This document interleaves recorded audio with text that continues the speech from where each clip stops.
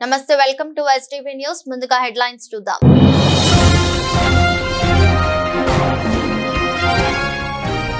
Rajahmundry ESI వైద్యులు సిబ్బంది విధుల పట్ల మంత్రి వాసంశెట్టి సుభాష్ అసహనం.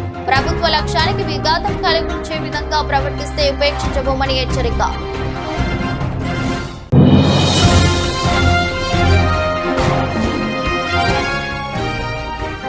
వైఎస్ జగన్ పర్యటనలో పోలీసుల వైఫల్యంపై గవర్నర్ కు ఫిర్యాదు చేసిన వైసీపీ నేతలు. భద్రతా విషయంలో కూటమి ప్రభుత్వం నిర్లక్ష్యపూరితంగా వ్యవహరిస్తుందన్న బొత్స సత్యనారాయణ.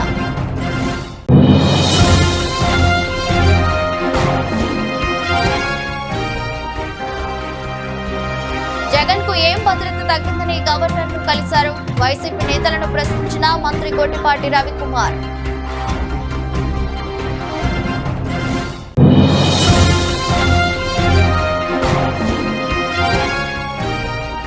వన్ టౌన్ లోని శ్రీ ప్రభాంబ మల్లేశ్వర స్వామి ఆలయంలో మార్చి 3వ తేదీ వరకు జరగనున్న మహాశివరాత్రి ఉత్సవాలు అన్ని ఏర్పాట్లు చేశామన్న ఆలయ ఈవో నటరాజన్ షణ్ముగం. కార్మికులకు ఉచితంగా ఉత్తమ వైద్య సేవలు అందజేయాలనే లక్ష్యంతోనే ఈఎస్ఐ ఆసుపత్రులను ఏర్పాటు చేయడం జరిగిందని, అయితే అటువంటి లక్ష్యానికి విఘాతం కల్పించే విధంగా ప్రవర్తించే వైద్యులు సిబ్బందిని ఏమాత్రం ఉపేక్షించబోమని మంత్రి వాసంశెట్టి సుభాష్ హెచ్చరించారు. రాజమండ్రి ఈఎస్ఐ వైద్యులు సిబ్బంది విధుల పట్ల చూపుతున్న నిర్లక్ష్య ధోరణిని స్వయంగా గమనించిన తదుపరి 5 వైద్యులను 4 అవుట్సోర్సింగ్ సిబ్బందిని సస్పెండ్ చేయడం జరిగిందని ఆయన తెలిపారు. రాష్ట్ర సచివాలయం పబ్లిసిటీ సెల్లో నిర్వహించిన పాత్రికేయుల సమావేశంలో మంత్రి వాసంశెట్టి సుభాష్ మాట్లాడుతూ, రాజమండ్రి ఈఎస్ఐ వైద్యులు సిబ్బంది విధుల పట్ల చూపుతున్న నిర్లక్ష్య ధోరణి వల్ల ఆ ఆసుపత్రిలో ఓపీ గరిష్టంగా 50 కూడా లేదని, అయితే వీరిని సస్పెండ్ చేసిన తదుపరి ఓపీ 170కి పెరిగిందనే విషయాన్ని ఆయన స్పష్టం చేశారు. తిరుపతి ఈఎస్ఐ ఆసుపత్రి వైద్యులు విధుల పట్ల ప్రత్యేక శ్రద్ధ చూపడం వల్ల ఆసుపత్రిలో చాలా మంచి వైద్య సేవలు అందజేయడం జరుగుతుందని, అక్కడ ఓపీ దాదాపు 350 దాకా ఉందన్నారు. విధుల పట్ల నిర్లక్ష్యం వహించే ఈఎస్ఐ వైద్యులు సిబ్బందిపై వేటు తప్పదన్నారు. పలు చోట్ల నుంచి అంత హార్ష్గా ఎందుకుండా ఉన్నారు అనే ప్రశ్నలు వెలువరుస్తూ ఉన్నారు. దానికి కారణం ఒకటే, నవంబర్ 10వ తారీఖున కార్మికుల ఆరోగ్యాలతో ఆడుకుంటా ఉన్నారు రాజమండ్రి ఈఎస్ఐ హాస్పిటల్ వాళ్ళని కార్మిక సంఘాలన్నీ కూడా రోడ్లు ఎక్కడం జరిగింది. ఆ రోజునే అక్కడ సిబ్బందిని అంతా మా డైరెక్టర్ గారు ఒక చోటకి చేర్చి, ఇది కరెక్ట్ కాదు, మీరు విధులకి సరిగ్గా హాజరు కావట్లేదు, మేము యాక్షన్ తీసుకోవాల్సి ఉంటుంది అని వెంటనే చెప్పడం జరిగింది. ఆ రోజున మాత్రం మేము ఎవరం వాళ్ళ మీద చర్యలు తీసుకోలేదు. కంటిన్యూస్గా సుమారు 3 సార్లు మళ్ళీ వాళ్ళని వాన్ చేయడం కూడా జరిగింది. ఎలా ఉందంటే వ్యవస్థ, మేము అక్కడికి వెళ్ళేలోగానే మేము వస్తున్నామన్న ఇంటిమేషన్ వాళ్ళకి అంది, మరి వెంటనే హాస్పిటల్ నుంచే కొన్ని ఫోన్లు వెళ్ళటం, మేము వెళ్ళేసరికి అక్కడికి హాజరవటం జరుగుతూ ఉంది. ఇది వెంటనే ఈ విషయాన్ని అశ్రద్ధ వహిస్తున్నారని మేము అక్కడికి వచ్చి ఓపీని బట్టి ఒక అవగాహనకు వచ్చి, నేను ఒక్కడనే వెళ్ళాలని సామాన్యుడి కింద అక్కడికి వెళ్ళటం, వెళ్ళిన వెంటనే అక్కడ పేషెంట్ని పట్టించుకోకుండా సుమారు ఓ బ్లడ్ టెస్ట్కి 5 hours పట్టడం టైము. అదేవిధంగా అక్కడ మీరు ముఖ్యంగా గమనించవలసింది 36 నుంచి 50 మించి ఈ మధ్యకాలంలో అక్కడ ఓపీ, అంతకు మించి ఓపీలు అక్కడ నమోదు కావట్లే. అది గమనించి మేము సడన్ రైడ్కి వెళ్ళినప్పుడు చాలామంది అక్కడ ఇంకా మేము వెళ్ళిన టైంకి 10 నిమిషాల ముందే వచ్చారు. అంటే మేము సుమారు 12:30 1 గంటకి వెళ్తే 1 గంట ముందు వచ్చిన జనాలు కూడా ఉన్నారు. మరి దీని మీద సివియర్ యాక్షన్ తీసుకోవాలని చెప్పి ఎన్నిసార్లు చెప్పినా అశ్రద్ధ వహిస్తున్నారని చెప్పి డైరెక్టర్ గారికి చెప్పగానే ఆయన 9 మందిని సస్పెండ్ చేయడం జరిగింది. జరిగిన తర్వాత ఈరోజు నిన్న ఓపీ 170, 50 నుంచి 170కి పెరిగింది. అంటే పూర్తిగా అశ్రద్ధ వహిస్తూ ఉన్నారు. కొద్ది ల్యాబ్ ఎక్విప్మెంట్ అనేది లేకపోవటం వాస్తవం. అది కనీసం ఓపీ అన్నా నమోదు చేసుకోవాలి కదా. ఒక పేషెంటు హాస్పిటల్కి వచ్చినప్పుడు అతను ఏ రోగం నిర్ధారించి లేకపోతే అక్కడ దానికి సంబంధించిన ఎక్విప్మెంట్ లేదంటే వాళ్ళు బయటికి వెళ్ళి పరిస్థితి ఉంటుంది. కనీసం ఓపీ కూడా చూడని వైనం. ఇలాంటి పరిస్థితుల్లో సస్పెన్షన్ కరెక్ట్ అని చెప్పి ఓ నిర్ధారణకు వచ్చి మరి డైరెక్టర్ గారు కూడా యాక్షన్ తీసుకోవడం జరిగింది. ముఖ్యంగా నేను తిరుపతికి వెళ్ళినప్పుడు కూడా ఈ రాజమండ్రి పరిస్థితులకి విభిన్నంగా ఉన్నాయి. మాజీ ముఖ్యమంత్రి వైఎస్ జగన్మోహన్ రెడ్డి భద్రతా విషయంలో కూటమి ప్రభుత్వం నిర్లక్ష్యపూర్తికంగా వ్యవహరిస్తుందని, తాజాగా గుంటూరు పర్యటనలో ఆయనకు భద్రత కల్పించడంలో పూర్తిగా విఫలమైందని శాసన మండలి YCP floor leader Botsa Satyanarayana ఆవేదన వ్యక్తం చేశారు. చట్టం తన పని తాను చేసుకునేలా చేయాలి కానీ కూటమి ప్రభుత్వం దురుద్దేశాలు తమకు తెలుసని చెప్పారు. గుంటూరు మిర్చియాడలో వైఎస్ జగన్ పర్యటన కార్యక్రమంలో పోలీసులు వైఫల్యంపై వైఎస్ఆర్సీపీ నేతలు రాజ్భవన్ కు వెళ్లి గవర్నర్ జస్టిస్ అబ్దుల్ నజీర్ ను కలిసి ఫిర్యాదు చేశారు. అనంతరం పార్టీ సీనియర్ నేత ఎమ్మెల్సీ బొత్స సత్యనారాయణ మీడియాతో మాట్లాడుతూ మాజీ సీఎంగా వైఎస్ జగన్ కు జెడ్ ఫస్ట్ సెక్యూరిటీ ఉన్న నాయకుడు ఎక్కడికి వెళ్తే అక్కడ భద్రత కల్పించాలని కోరారు. కానీ గుంటూరు పర్యటనలో ఒక కానిస్టేబుల్ కూడా కనిపించలేదన్నారు. వైఎస్ జగన్ భద్రతపై తమకు ఆందోళన ఉందని, తమ ఆందోళనలు గవర్నర్ కు తెలియజేశామని, ఆయన రక్షణ కల్పించాలని గవర్నర్ ను కోరడం జరిగిందని చెప్పారు. తమ ఫిర్యాదుకు గవర్నర్ సానుకూలంగా స్పందించారు. గత 5 ఏళ్లలో తమ హయాంలో చంద్రబాబు నాయుడు ఎక్కడికి వెళ్లినా పోలీస్ భద్రత కల్పించడం జరిగిందని గుర్తు చేశారు. దాన్ని పూర్తిగా తొలగించి నేను రోజున పూర్తిగా సెక్యూరిటీ ల్యాబ్సెస్ 100% ఒక్క యూనిఫామ్ ఉన్న కానిస్టేబుల్ ఒక్కరు కూడా ఆ చుట్టుపక్కల లేకుండా ఏదైనా అవాంఛనీయ సంఘటనలు జరిగేటట్టుగా వారు ప్రేరేపించేటట్టుగా వారు నేను జరిగిన ప్రయత్నం చూస్తుంటే చాలా అనిపించింది. అందుకని గవర్నర్ గారికి మేము అందరం వచ్చి ఆయన తాలూకా భద్రత మీద ఆందోళన వ్యక్తం చేస్తూ ఇలాంటి సెక్యూరిటీ ల్యాబ్సెస్ ఉన్నాయి, ప్రభుత్వం వాంటెడ్లీ చేయాలని, ఆయన్ని ఇబ్బంది పెట్టాలని, ఆయనకి ఉన్న సందర్భంలో ఆయన రక్షణ కల్పించి ఇలాంటివి మళ్ళీ పునరావృతం కాకుండా, చట్టాన్ని చేతిలో తీసుకోకుండా చట్టం దాని పని చేసుకునేటట్లు ఎవరికి ఇవ్వాల్సిన భద్రతను వాళ్ళకి ఇస్తూ కార్యక్రమం చేయాలని గవర్నర్ గారిని మేము ఇప్పుడు మీ అందరం కూడా డెలిగేషన్ వెళ్ళి ఆయన రిక్వెస్ట్ చేయడం జరిగింది. వారు దాన్ని పరిశీలిస్తాను, దీన్ని మేము ఎంక్వైరీ చేస్తానని చెప్పి వారు చెప్పడం జరిగింది. ఇది విషయాన్ని మీకు తెలియపరుస్తున్నాం. అంటే గతంలో హైకోర్టు కూడా ఆగ్రహం వ్యక్తం చేసింది సార్, ఖచ్చితంగా భద్రత కల్పించాలి కానీ పట్టించుకోవాలి. అదే ఇది ఎవరో వ్యక్తిగతంగా ఇచ్చింది కాదు. మాజీ ముఖ్యమంత్రిగా ఆయనకి అది వర్చువల్గా ఆయనకి ఆటోమేటిక్గా అది వస్తుంది. జడ్ప్లస్2ది మాజీ ముఖ్యమంత్రి గారికి ఆటోమేటిక్గా వస్తుంది. దాన్ని కూడా నిన్నటి రోజు విత్డ్రా చేయమంటే అసలు అర్థం అవ్వట్లేదు మాకు. ఎప్పుడు కూడా చూడలేదు ఈ వ్యవస్థలో. ఇంతకుముందు కూడా మేము మాజీ ముఖ్యమంత్రిగా, ఇప్పుడున్న ముఖ్యమంత్రి గారు మాజీ ముఖ్యమంత్రి కదా, ఆయనకున్న 5 సంవత్సరాలు ఎక్కడైనా ఇలాంటి సందర్భం ఎక్కడైనా వచ్చిందా? ఎప్పుడైనా చేశామా? ఎప్పుడైనా జరిగిందా? ఏంటిది? పూర్తిగా కూడా ప్రభుత్వం ఏకపక్షంగా ఈ కార్యక్రమం చేస్తూ వారిని ఇబ్బంది పెట్టాలని, మరి భగవంతుడి గారిగా వెనకాతున్న లోపా గారిగా వాళ్ళ తాలూకా దురుద్దేశాలు ఏంటనేది చేస్తూ దాన్ని ముందుగా మేము ఫోర్కాస్ట్ చేసి రాబోయే కాలం లాంటి అవాంఛ ఏ విధమైన సంఘటనలు జరగకుండా పెట్టు ఆయన భద్రత మీద మేము ఆందోళన వ్యక్తపరుస్తున్నాం. ఎన్నికల కోడ్ ఉంది కాబట్టి మాకేం సంబంధం, ఈసీ నిర్ణయం తీసుకోవాలి, బందోబస్తు ఎన్నికల కోడ్ బందోబస్తుకి బయట ఆయనకున్న భద్రత ఎన్నికల కోడ్తో సంబంధంలే. ఏదైతే జడ్ప్లస్2 కేటగిరీ ఎప్పుడైతే ఉన్నదో ఆయన ఎక్కడికి వెళ్తే అక్కడికి ఆయనతో పాటు వారు వెళ్ళవలసిందే, అక్కడికి వెళ్తారు. అది నిబంధన. ఎన్నికల కోడ్ ఏంటి? అదనంగా ఇచ్చేది ఏమైనా ఉంటే ఒక ఎన్నికల కోడ్ మేము ముందు ఇన్ఫామ్ కూడా చేసాం, ఇగో ఇక్కడికి వెళ్తున్నామని. ఒకవేళ అటువంటి పరిస్థితి ఉన్నప్పుడు ముందుగా మాకు ఇన్ఫామ్ చేయాలి కదా. ఎన్నికల కోడ్ ఉందండి, మీరు అక్కడికి వెళ్ళొద్దండి, మీరు వెళ్ళడానికి వీల్లేదండి, రైతులకు వెళ్ళడానికి వీల్లేదండి, రైతులతో ఆవేదన అర్థం చేసుకోక్కర్లేదండి, ఈ కార్యక్రమం చెప్పచ్చు కదా. మరి ఇదే ఎన్నికల కోడ్ ఒక 4 రోజులు 5 రోజుల కింద ఒక మ్యూజికల్ నైట్ జరిగింది, ఒక సంగీత విభారం జరిగింది, మరి దానికి లేదా? ఆ రకంగా ఏ రకంగా నేను దాంతో కంపేర్ చేయట్లే. ఇది వచ్చి ప్రజల కోసం, సామాన్యుల కోసం, రైతుల కోసం, రైతులతో ఆవేదన కోసం, వారు పడుతున్న ఇబ్బందుల్ని అర్థం చేసుకుని ఇవాళ మరి మాజీ ముఖ్యమంత్రి మా లీడరు, మా నాయకుడు జగన్మోహన్ రెడ్డి గారు అక్కడికి వెళ్తే ఈ రకమైన చేయడం అనేది ఇది ఎంతవరకు సంబంధమో ఈ రాష్ట్ర ప్రజానీకాన్ని మరి అర్థం చేసుకోవాలి, చూడాలని చెప్తే అని కోరుతున్నాం. గవర్నర్ గారు స్పందన అయితే మాకైతే సంతృప్తి కనిపించింది. వెంటనే దీన్ని ఎంక్వైరీ చేస్తారని చెప్పారు. ఎవరు లేకపోతే అడిగారు.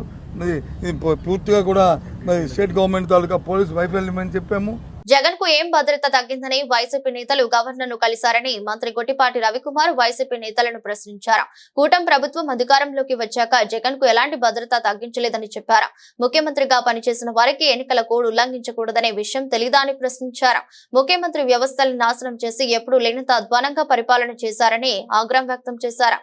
చంద్రబాబు ఇంటి గేటుకు తాళ్లు కట్టిన రోజులు, ఎమ్మెల్యేని దాడికి పంపిన రోజులు గుర్తుకు రాలేదని పేర్కొన్నారు. గడిచిన 5 సంవత్సరాల్లో నువ్వు వ్యవస్థలన్నీ కూడా సర్వనాశనం చేశావు. ఒక మాజీ ముఖ్యమంత్రి 3-4 సార్లు ఈ రాష్ట్రానికి ముఖ్యమంత్రి చేసిన అతను చంద్రబాబు నాయుడు గారి ఇంటికి మీ ఎమ్మెల్యేని పంపించి గేట్లకు తాళ్లు కట్టిన రోజులు నీకు గుర్తురాలేదా? అన్నీ కూడా ఈ వ్యవస్థని ఈ భారతదేశంలో ఈ ఆంధ్ర రాష్ట్రంలో ఉన్న వ్యవస్థలన్నింటినీ కూడా సర్వనాశనం చేసి వదిలిపెట్టేశావు. మొత్తం కూడా రాజకీయ లబ్ధి కోసం గడిచిన 5 సంవత్సరాల్లో మా కార్యకర్తలను కానీ లేకపోతే మా నాయకులను కానీ ఎవరిని కూడా బయటికి రానియకుండా కేసులు పెట్టడం అన్నీ కూడా చేసి వ్యవస్థలన్నీ కూడా నాశనం చేసి వదిలిపెట్టావు. ఈ భారతదేశంలో ఈ స్వతంత్రం వచ్చిన తర్వాత ఏ రాష్ట్ర ముఖ్యమంత్రి పరిపాలించలేనంత అధ్వానంగా గడిచిన 5 సంవత్సరాలు నీ పరిపాలన ఉంది. అందుకే ప్రజలు కూడా నీకు 11 సీట్లకు పరిమితం చేశారు. ఇప్పటికైనా నువ్వు ఒకసారి ఇంట్లో కూర్చొని ఆత్మ పరిశీలన చేసుకో. గడిచిన 5 సంవత్సరాలు ఏ విధంగా మనం పనిచేశాము, ఎందుకు ప్రజలు ఈ తీర్పిచ్చారనేది చేసుకోవాల్సిన అవసరం ఉంది. మళ్ళీ వాళ్ళ నిన్న కోడ్లో నువ్వు బయటకు వచ్చావు.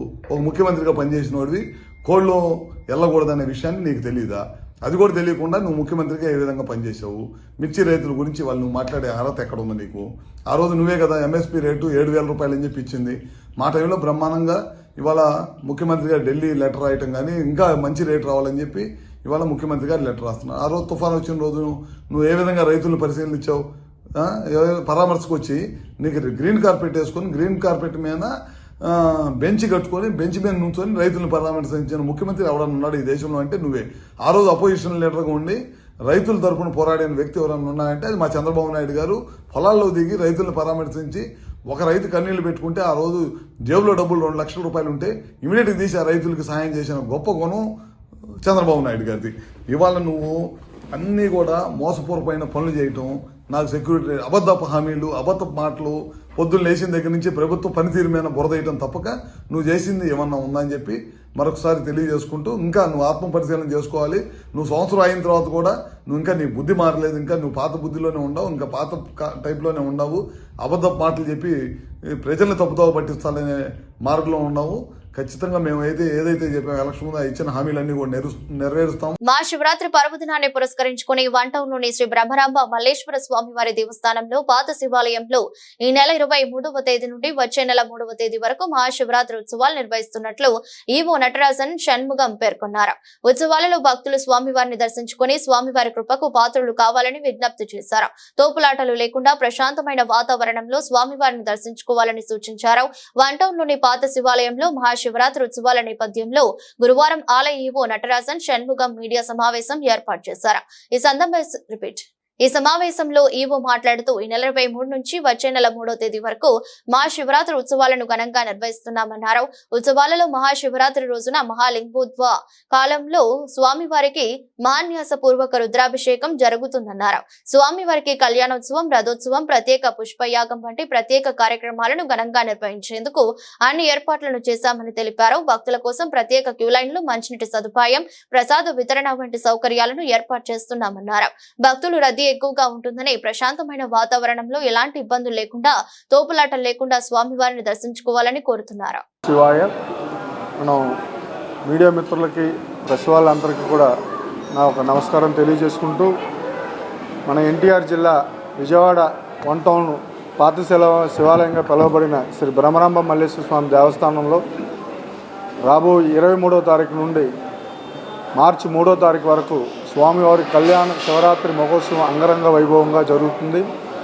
అందులో భాగంగా 26వ తారీఖు రాత్రి 11:30 గంటల నుంచి మరునాడు వరకు స్వామివారికి లింగోద్భకాల అభిషేకం కార్యక్రమం జరుగుతుంది.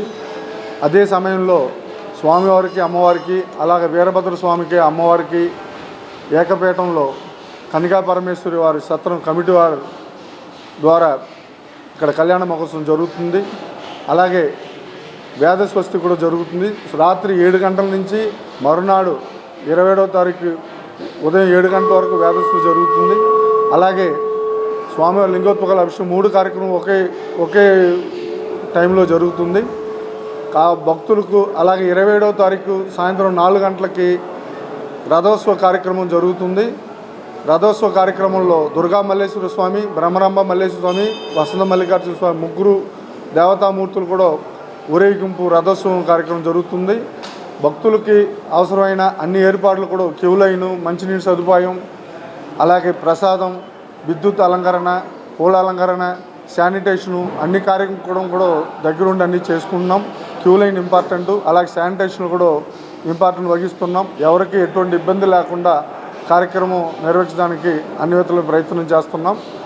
కావున భక్తులు ಎಲ್ಲರೂ కూడా స్వామివారి కళ్యాణ మహోత్సవంలో అలాగే లింగోద్భవాల అభిషేకంలో కూడా పాల్గొని స్వామివారి అమ్మవారి కృపకి పాత్ర కాగలరని దేవాదాయ శాఖ తరపున మా దేవస్థానం తరపున భక్తులు కోరుకున్నాం. ఓం నమ శివాయ, ఓం నమ శివాయ, ఓం నమ శివాయ. సభాభ్య సభాపతిభ్యస్య ఓ నమో నమః. భక్తులందరికీ మహాశివరాత్రి శుభాకాంక్షలు. శివరాత్రి ధర్మరాజు ప్రతిష్ఠ గావించిన ఈ పాత శివాలయంలో చాలా విశేషం. శివరాత్రి మహోత్సవం అనేది ఎన్నో శివాలయం ఉన్న ఈ శివాలయంలో చాలా విశేషంగా భక్తులు రావడం జరుగుతుంది. ప్రాతకాలం ఉదయం 3 గంటల నుంచే పవిత్రమైన కృష్ణానది స్నానం చేసి కొన్ని వేలల్లో భక్తులంతా కూడా వచ్చి ఈ శివాలయంలో అనాదిగా ఈ శివాలయంలో దర్శనం చేసుకునే అలవాటు ఉన్నది. ఈ ఎన్నో శివాలయం ఉన్న పాత ధర్మరాజు ప్రతిష్ఠ గావించిన ఈ శివాలయం చాలా విశేషం. మా కార్యనిర్వహణాధికారులు కూడా శైవాగన ప్రకారం విశేషంగా పూజా కార్యక్రమాలంతా కూడా ఉదయం మహాన్యాసపూర్వక రుద్రాభిషేకంతో ఉదయం ప్రాతకాలం 2 గంటలు విశ్వబ్రాహ్మణ సంఘం వాళ్ళు నగరోత్సవం అయిన తర్వాత స్వామివారిని తీసుకొచ్చి ఉదయం నుంచి అభిషేకం విశేషంగా జరుగుతుంది. భక్తులకి అన్ని సదుపాయాలు చేశారు. ఈవో గారు చాలా విశేషంగా ప్రసాద వితరణ కానీ కాళ్ళు కట్టుకోవడానికి పప్పు కూడా బయట పెట్టారు. చక్కగా వాళ్ళు పవిత్రంగా లోపలికి రావాలని భక్తులు విశేషంగా చేశారు. ఆ రోజు రాత్రి శివ కళ్యాణం, వేద పండితులు ఒక వేద ఘోషణ అంటే శ్వాసం ఈశ్వరుడికి శివో వేద వేదాధ్యాయి సదాశివ అంటారు. శివుడికి ఆక్సిజన్ మాట వేదం. అటువంటి వేద ఘోషణ వేద పండితులు యావత్ భారత్ మన ఆంధ్రదేశమంతా కూడా పండితులు వచ్చి ఈ మహాశివాలయంలో రాత్రి అహోరాత్రే పార్శ్వే అని రాత్రంతా కూడా వేద ఘోషణ స్వామివారు వింటారు. ఒక పక్క శివ కళ్యాణం, ఒక పక్క లింగోద్భవ కాలంలో మహాన్యాసపూర్వక రుద్రాభిషేకం విశేషంగా ప్రధాన అర్చకులచే విశేషంగా నిర్వహిస్తారు. ఈ భక్తులంతా కూడా ఈ మహాశివరాత్రిని పాల్గొని శివకేశవులు ఇక్కడ ఇది హరిహర క్షేత్రం అంటారు. ఈ శివాలయాన్ని హరులు ఆశీస్సులు భక్తులంతా కలగాలని పరమేశ్వరుడిని ప్రార్థిస్తున్నాం. సంపత్ కుమారాచార్యుల వారు పాత శివాలయం. వైసీపీ నేత బొత్స సత్యనారాయణపై ఏపీ కాంగ్రెస్ అధ్యక్షురాలు వైఎస్ షర్మిల తీవ్ర ఆగ్రహం వ్యక్తం చేశారు. 5 ఏళ్లు ఖాళీగా ఉన్నది ఎవరు, రాష్ట్ర సంపదను పందికొక్కుల్లా తిన్నది ఎవరు రాష్ట్ర ప్రజానికానికి తెలుసు అని విమర్శించారు. ఈ మేరకు సామాజిక మాధ్యమం ఎక్స్ లో వైసీపీపై వైఎస్ షర్మిల ధ్వజమెత్తారు.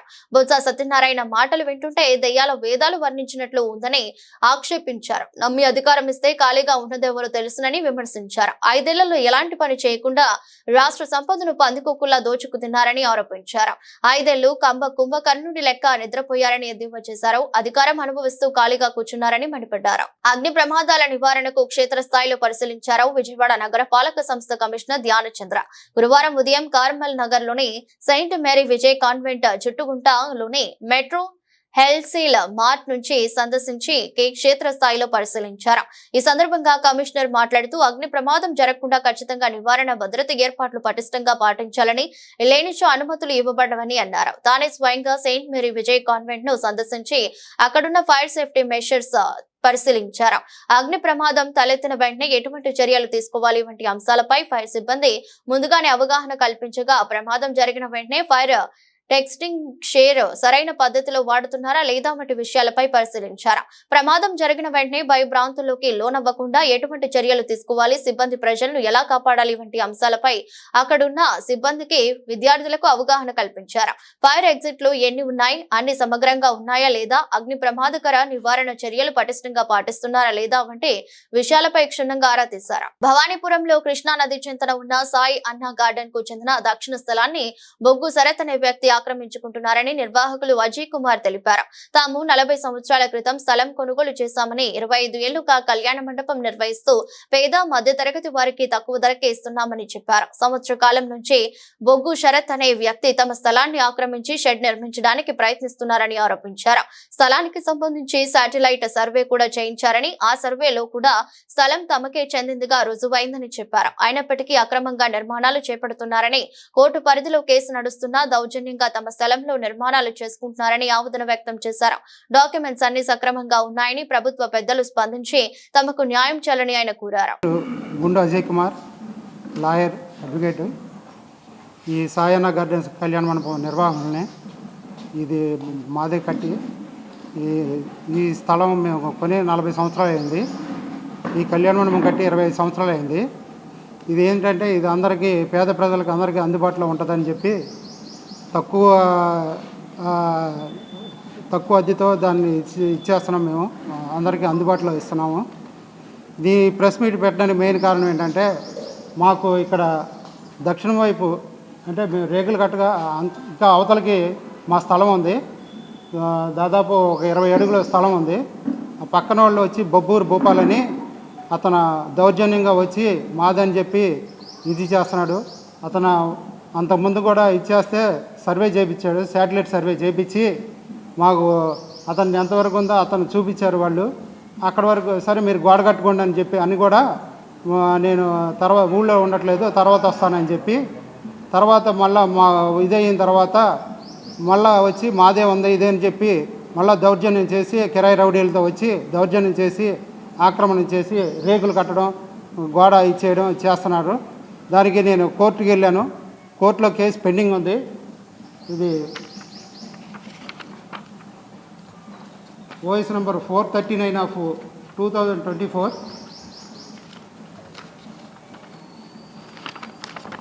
ఇదిగోండి, కోర్టులో కేసు పెండింగ్ ఉంది. అయినా కూడా దౌర్జన్యం చేసి ఇది చేస్తున్నాడు. తర్వాత మొన్న 3 రోజుల కిందట పోలీసు వారికి వెళ్ళి కంప్లైంట్ ఇచ్చాను.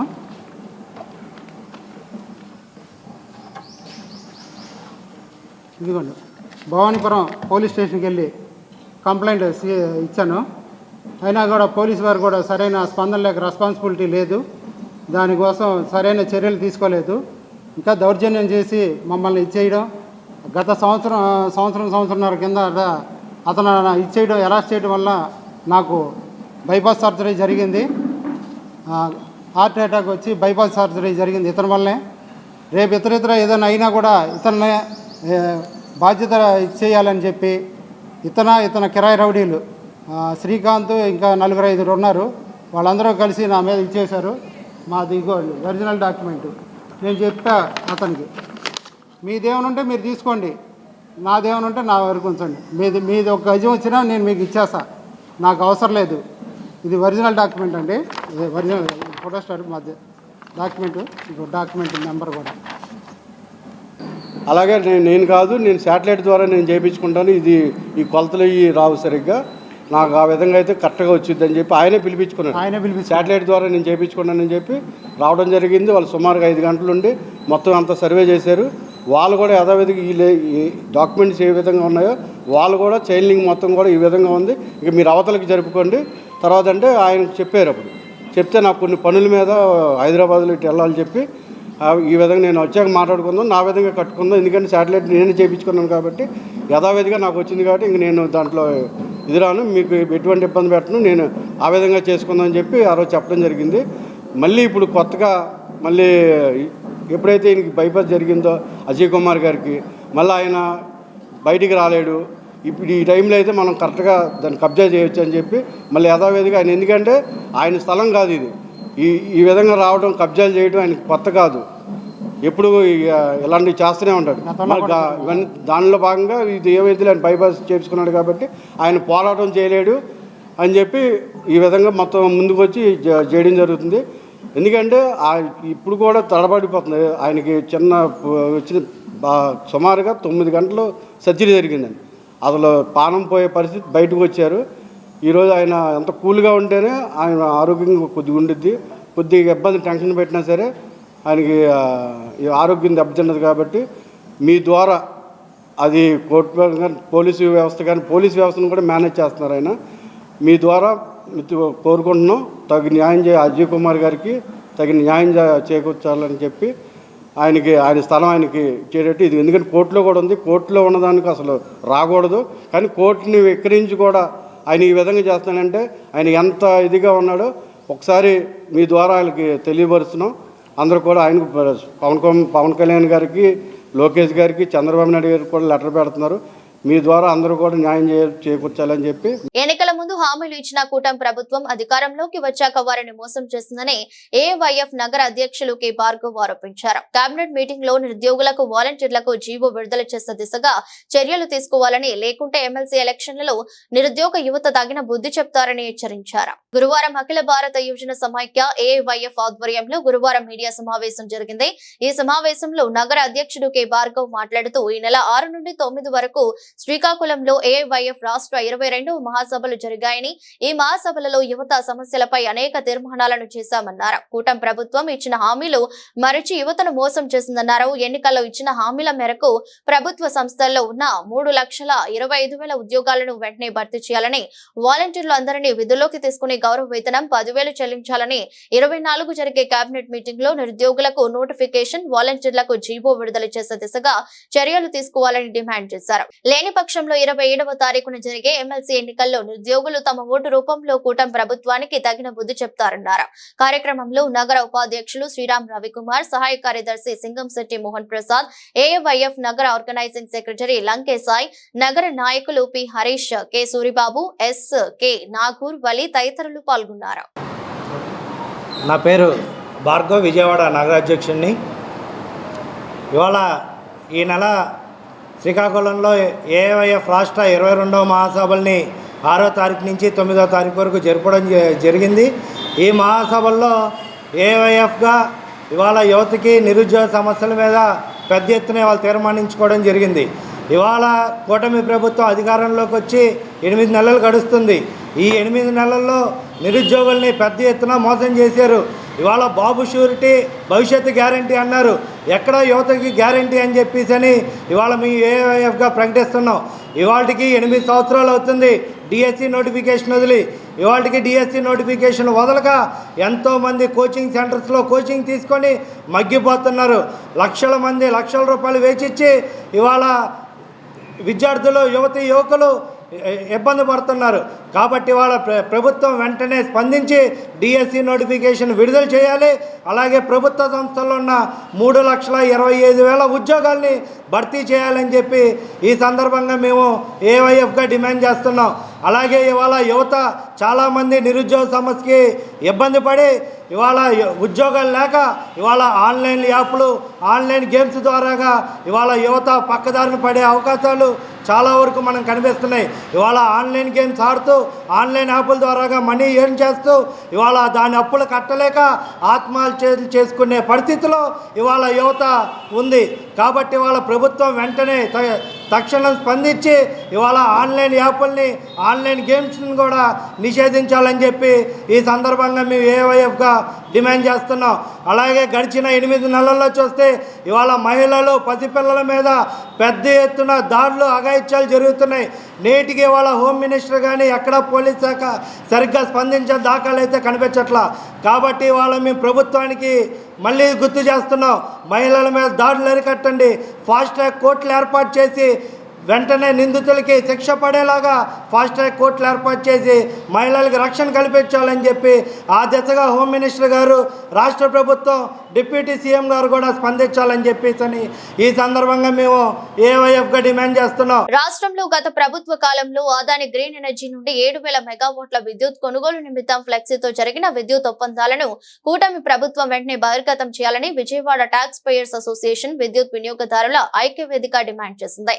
విద్యుత్ విద్యుత్ ఒప్పందం అవినీతితో కూడుకోవటంతో ప్రజలపై భారాల మోపిదేవిగా ఉన్నాయని ఇవి ఒప్పందాలను రద్దు చేయాలని తెలిపారు. నగరంలోని బెల్లపు శోభనాథేశ్వరరావు గ్రంథాలయంలో ఏర్పాటు చేసిన విలేకరుల సమావేశంలో విద్యుత్ వినియోగదారుల ఐక్యవేదిక సభ్యులు ఆంజనేయులు సాంబిరెడ్డి మాట్లాడుతూ ఒప్పందాలను రద్దు చేసుకోవడం వల్ల 29,000 కోట్ల రూపాయలు పెనాల్టీ చెల్లించాల్సి వస్తుందని ఆవేదన వ్యక్తం చేశారు. ఆదాని కోసం ఈ ఒప్పందాలను రద్దు చేయకుండా ప్రభుత్వం అలసత్వం వహిస్తుందని చెప్పారు. టెక్నికల్ అభివృద్ధి వలన సోలార్ ఇండో పవర్ ధర నాటికి పెరిగిపోతుందని నేపథ్యంలో విద్యుత్ ఒప్పందాలను 25 సంవత్సరాలు దీర్ఘకాలానికి ఒప్పందం చేసుకోవడం ద్వారా వినియోగదారులపై భారం పడుతుందని తెలిపారు. మన రాష్ట్రంలో గత ప్రభుత్వ హయాంలో ఆదాని గ్రీన్ ఎనర్జీస్ నుంచి 7,000 మెగావాట్ల విద్యుత్తుని కొనడానికి సెకీతో ఒప్పందం చేసుకున్నారు. ఈ ఒప్పందం అవినీతితో కూడుకున్నటువంటిది. దీన్ని రద్దు చేయాలి అని చెప్పని విద్యుత్ వినియోగదారుల ఐక్యవేదికగా మేము దాన్ని డిమాండ్ చేసాం. మేమే కాదు, రాష్ట్రంలో చాలామంది డిమాండ్ చేస్తున్నారు, రాజకీయ పార్టీలు డిమాండ్ చేస్తున్నాయి. ఇక్కడే కాదు, పార్లమెంట్లో కూడా ఈ విషయం మీద స్పందించినటువంటి విషయం తెలిసింది. అయితే ఈ మధ్యకాలంలో జరుగుతున్నటువంటి ప్రచారం ఏమిటంటే, ఒకవేళ ఈ ఒప్పందాన్ని కనుక ఇప్పుడు రద్దు చేసుకుంటే 2,900 కోట్ల రూపాయల దాకా పెనాల్టీ కట్టాల్సి వస్తుంది, అందుకనే ఆలోచిస్తున్నాము అని చెప్తున్నారు. కానీ ఇదే ప్రభుత్వ పెద్దలు అంతకుముందు ఎన్నికల ముందు ఆ సందర్భాల్లో చెప్పింది ఏమిటి అని చెప్పానంటే, ప్రజల మీద ఈ ఒప్పందాల వల్ల 1,00,000 కోట్ల రూపాయల భారం పడుతుంది అని చెప్పారు. ఇప్పుడు 2,900 కోట్ల రూపాయలు ప్రజల వాళ్ళకి కట్టి దీన్ని రద్దు చేసుకొని ప్రజలను తప్పించటమా, ఈ భారాల నుంచి తప్పించడమా, లేదు వాళ్ళ కోసం ప్రజల మీద భారాలు వేయటం అన్నది ఇప్పుడు ప్రభుత్వం తేల్చుకోవాల్సిన పరిస్థితి ఉంది. అయితే ఇది ఆదానీని రక్షించడం కోసం, ఆ ఒప్పందాలు రద్దు చేసుకోకుండా ఉండడం కోసం ఇటువంటి ప్రచారం చేస్తున్నారని మేము భావిస్తున్నాం. అయితే ఇందులో మేము డిమాండ్ చేసేది ఏంటంటే, ఇవన్నీ నోటి మాటలొద్దు. ఊరక అన్ని వేల కోట్లు పడుతుంది, ఇన్ని వేల కోట్లు పడుతుందని ఈ నోటి మాటలొద్దు. మీరు దాన్ని ఆ ఒప్పందాలన్నింటినీ కూడా వెబ్సైట్లో పెట్టండి, పబ్లిక్ డొమైన్లో పెట్టండి. పబ్లిక్ డొమైన్లో పెడితే పబ్లిక్ చూస్తారు. మీరు అవి దాచిపెట్టేసి సింపుల్గా మీరు పడుతుంది అని చెప్పానంటే, మా అభిప్రాయం ప్రకారం ఎక్కడ కూడా అటువంటి క్లాజులు లేవు. కానీ ఉంది అని చెప్పని మీరు అనుకున్నప్పుడు ఆ విషయాలు మీరు ప్రవేశపెట్టండి. మీరు దాన్ని పబ్లిక్ డొమైన్లో పెడితే అందరూ చూస్తారు. కాబట్టి మేము పబ్లిక్ డొమైన్లో పెట్టాలి అని కోరుతున్నాం. ఆ ఒప్పందాలు రద్దు చేయాలి అని కోరుతున్నాం. రెండో విషయం ఏంటంటే, ఇవాళ మనం రాష్ట్రం విడిపోయిన దగ్గర నుంచి కూడా టీడీపీ గవర్నమెంట్ వచ్చినప్పుడు వాళ్ళు అనేక దీర్ఘకాలిక ఒప్పందాలు సోలార్ పవర్ కంపెనీలతో చేసుకోవడం జరిగింది. మేము కూడా ఒకప్పుడు అడిగాం, డిపార్ట్మెంట్ని అడిగితే మీరు కనుక సప్లై చేస్తే యూనిట్కి 10 రూపాయలు ఇస్తామండి అని అన్నారు. సరే, మేము ప్రాజెక్ట్ రిపోర్టు ఇవన్నీ కూడా రెడీ చేసేసి మళ్ళీ ఆ ప్రాజెక్ట్ రిపోర్టు తీసుకెళ్ళడానికి ఒక 6 నెలలు 7 నెలలు టైం పట్టింది. అప్పుడు వెళ్తే ఇప్పుడు 6 రూపాయలే ఇస్తామండి అన్నారు. అంటే ఏంటి, విదిన్ 1 ఇయర్లోనే సగానికి సగం పడిపోయింది. మరి ఆ టైంలో సుమారు 5 రూపాయలు 6 రూపాయల మధ్యన వాళ్ళు 25 సంవత్సరాలకే దీర్ఘకాలిక ఒప్పందాలు చేసుకున్నారు. దీంట్లో ఆ 25 సంవత్సరాలే రావడానికి గల కారణం ఏంటంటే, ప్రధానంగా ఈ సోలార్ ప్లేట్స్ అనేవి లైఫ్ టైం 25 సంవత్సరాలు పనిచేస్తే తర్వాత కూడా కొంత పనిచేయచ్చు. 25 సంవత్సరాలు అవి యాక్టివ్గా పనిచేస్తాయి. అంటే మొత్తం లైఫ్ టైం అగ్రిమెంట్ అంతా కూడా గవర్నమెంట్దే. తర్వాత మళ్ళీ గవర్నమెంట్ మారింది, కొత్త గవర్నమెంట్ వచ్చింది వైసీపీ. వాళ్ళు సుమారు 2 రూపాయలు 2.5 మధ్యలో వాళ్ళు అగ్రిమెంట్ చేసుకున్నారు. వాళ్ళు దీర్ఘకాలిక ఒప్పందాలే. దేశవ్యాప్తంగా ఉమ్మడి జాబితాలో ఉన్నటువంటి విద్యను కేంద్రీకరణ దిశగా తీసుకువెళుతూ దేశవ్యాప్తంగా నూతన విద్యా విధానంలో భాగంగా తీసుకొస్తున్న ప్రతిపాదనలు ప్రాథమిక సూత్రాలను ఉల్లంఘించడమేనని భారత ఐక్య విద్యార్థి ఫెడరేషన్ రాష్ట్ర కార్యదర్శి ఉదయ్ కుమార్ చెప్పారు. దేశవ్యాప్తంగా యూనివర్సిటీలలో వైస్ ఛాన్సలర్ నియామకాన్ని కేంద్రీకరించే దిశగా చేసే నిర్ణయం తీసుకోవడం దుర్మార్గమైన చర్య అని పేర్కొన్నారు. నగరంలోని ప్రెస్ క్లబ్ లో మార్చి 27న చలో ఢిల్లీ కార్యక్రమాన్ని విజయవంతం చేయాలని పోస్టర్లను ఆవిష్కరించారు. ఈ సందర్భంగా ఉదయ్ కుమార్ మాట్లాడుతూ రాజ్యాంగం రాష్ట్రాలకు కల్పించిన హక్కులను కాలరాయటమే అని, రాజ్యాంగ హక్కులను హరించే దిశగా యూనివర్సిటీలను కాషాయీకరణ వైపు తీసుకెళ్లడమేనని ఆగ్రహించారు. కేంద్ర ప్రభుత్వం ఏర్పాటు చేసిన ముసాయిదాను విద్యార్థి లోకం తిప్పికొట్టాలని ఇది ప్రైవేట్ యూనివర్సిటీల ప్రోత్సాహకానికి బ్యూరోక్రాట్లు పరిశ్రమలకు సంబంధించిన వారిని వీసీలుగా నియమించే విధంగా నిబంధనలు సడలింపు చేయటం దుర్మార్గమని ఆవేదన వ్యక్తం చేశారు. భారతదేశ వ్యాప్తంగా విద్యను ప్రైవేటీకరణ చేసే దిశగా అధికారంలో ఉన్నటువంటి బీజేపీ పార్టీ కుట్ర చేస్తా ఉంది. దీన్ని విద్యార్థి లోకం తిప్పికొట్టాలని భారత ఐక్య విద్యార్థి ఫెడరేషన్ గా మేము డిమాండ్ చేస్తా ఉన్నాం. ఏదైతే భారత జనతా పార్టీ అధికారంలోకి వచ్చిన తర్వాత సుదీర్ఘంగా 34 సంవత్సరాల తర్వాత తీసుకొచ్చినటువంటి నూతన జాతీయ విద్యా విధానం ఉందో అది తిరోగమనానికి విద్యార్థులను యూనివర్సిటీలను కాషాయీకరణ చేయడానికే ఈ యొక్క విద్యా విధానం తోడ్పడుతుంది. కానీ ఏమాత్రము విద్యను శాస్త్రీయ పరంగా కానీ శాస్త్రీయ విద్యను అందించడానికి కానీ విద్యలో రావాల్సిన అనూహ్యమైన మార్పులు కానీ రావడానికి ఈ యొక్క విద్యా విధానం చోటు చేసుకోవట్లేదని, అదేవిధంగా 1956లో స్థాపించినటువంటి యూజీసీ ఏదైతే యూజీసీ ఏర్పాటు చేశారో ఆ యూజీసీ చట్టంలో ఎక్కడ కూడా వైస్ ఛాన్సలర్ల నియామకానికి రాష్ట్రాల హక్కులను ఏమాత్రం రాష్ట్రాల అభిప్రాయాలు లేకుండా సర్చ్ కమిటీలు లేకుండా కేవలం కేంద్రమే దాన్ని కేంద్రీకృతం చేసుకొని కేంద్ర గుప్పెట్లో కనుసన్నల్లో పెట్టుకొని రాష్ట్రాల హక్కులను కాలరాయటమేనని తక్షణమే ఆ యొక్క రాష్ట్రాలకు సంబంధించినటువంటి హక్కులను కల్పిస్తూ ఆ యొక్క యూజీసీ ముసాయిదాను తక్షణమే విత్డ్రా చేసుకోవాలని ఉపసంహరించుకోవాలని మేము డిమాండ్ చేస్తా ఉన్నాం. అంతేకాకుండా దేశవ్యాప్తంగా ఉన్నటువంటి బడ్జెట్ లో ఏదైతే కొఠారి కమిషన్ చూపిస్తుందో జాతీయ స్థూల ఉత్పత్తిలో 6% ఇంతవరకు కేటాయించకుండా కేవలం 3.5% నేటి బడ్జెట్ లో కూడా కేటాయిస్తూ విద్యను తప్పుదో పట్టిస్తూ నూతన జాతీయ విద్యా విధానం పేరుతో అత్యధిక ప్రగల్భాలు పలుకుతున్నటువంటి యొక్క భారతీయ జనతా పార్టీ ఆ యొక్క విద్యా విధానానికి సంబంధించిన బడ్జెట్ విషయంలో ఏమాత్రం కేటాయించకుండా మొండి చేయి చూపించి ఇప్పుడున్న నేటి పరిస్థితులకు అనుగుణంగా జాతీయ స్థూల ఉత్పత్తిలో 10% ఇవ్వాల్సి ఉండగా కేవలం 3.4% మాత్రమే దాన్ని హరించి వేయడం అనేది దుర్మార్గమైన చర్య. ఈ యొక్క చర్యను మేము తీవ్రంగా ఖండిస్తా ఉన్నాం. అదేవిధంగా యూజీసీ గైడ్లైన్స్ లో ఏదైతే ఉన్నాయో వాటన్నిటిని తక్షణమే ఉపసంహరించుకోవాలని, నూతన జాతీయ విద్యా విధానం ద్వారా త్రిభాషా సూత్రం నుంచి సంస్కృతాన్ని కామన్ ఆప్షన్ గా మెయిన్ ఆప్షన్ గా ఎంచుకోవాలనే కాషాయీకరణ చేసే కుట్రను పడుతా ఉందో ఆ యొక్క కుట్రను విద్యార్థులకు తిప్పికొట్టాలని మేము డిమాండ్ చేస్తా ఉన్నాం. తక్షణమే భారతదేశ వ్యాప్తంగా ఉమ్మడి జాబితాలో ఉన్నటువంటి విద్యను రాష్ట్రాల హక్కు. వార్తలు ముగించే ముందు మరోసారి హెడ్లైన్స్.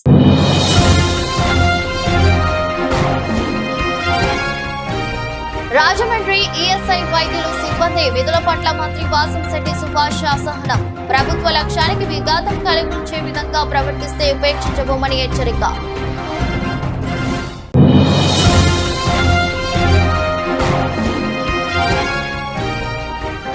వైఎస్ జగన్ పర్యటనలో పోలీసుల వైఫల్యంపై గవర్నర్ కు ఫిర్యాదు చేసిన వైసీపీ నేతలు. భద్రతా విషయంలో కూటమి ప్రభుత్వం నిర్లక్ష్యపూరితంగా వ్యవహరిస్తుందన్న బొత్స సత్యనారాయణ.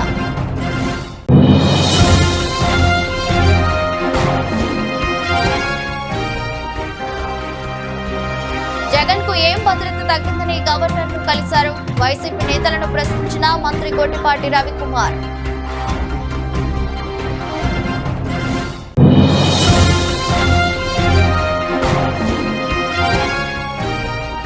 వన్ టౌన్ లోని శ్రీ ప్రభాంబ మల్లేశ్వర స్వామి ఆలయంలో మార్చి 3వ తేదీ వరకు జరగనున్న మహాశివరాత్రి ఉత్సవాలు అన్ని ఏర్పాట్లు చేశామన్న ఆలయ నటరాజన్ షణ్ముగం. ఎదురస్ట్ బులెటిన్ మరో బులెటిన్ లో మళ్ళీ కలుద్దాం. అంతవరకు సెలవు. నమస్కారం.